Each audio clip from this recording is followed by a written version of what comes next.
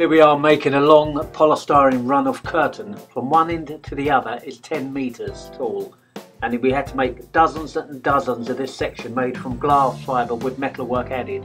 So we carved the whole thing from polystyrene, and we made sure it was exactly what we wanted to allow it to be repeated. Now, working from these models, we actually made patterns up, and we had kind of repeats of each one. Now, once we had the models, then we can actually grid them up to see what we could get away with in terms of repeat pattern and what we had to carve as individual units. Once we had the grid, we also knew exactly what we had to do in terms of time and work. We could set up some kind of a time scale for the whole thing. Here we are seeing loads and loads of casts taken from the mould, made in fiberglass at a 10-meter length. Down here you see us making the drapery in polystyrene. They're only about 6 inches thick, but again we had to make these in sort of flat pack sections, and they could be transported in a lorry and then hung on site once the metalwork was in the back. Here we have all the smaller sections of the models, which were now interpreted in polystyrene and then eventually in fiberglass and metalwork. Once we have this is a production mould which we made, but we made it in such a way that we could lay it up from both sides and walk along the whole length. The only real problem we had with this particular task, you see the mould in front of us here, is we was working in a large barn in the winter and very cold.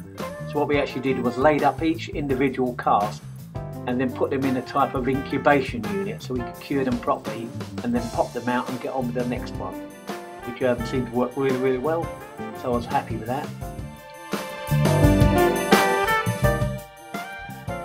Here we are now in the barn with all the sections put together, and we're actually putting the metalwork into the back and making sure they're all in alignment and they're equally right on the back as they are on the front face, because when they go to hang these in the theatre, they have to be absolutely perfect before we hang them.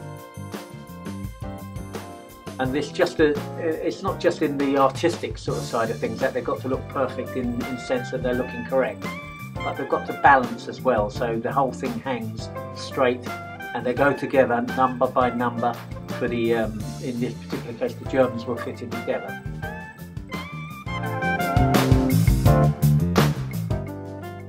The complete job was quite a laborious job in the fact that there was quite a large production, but we undertook the project.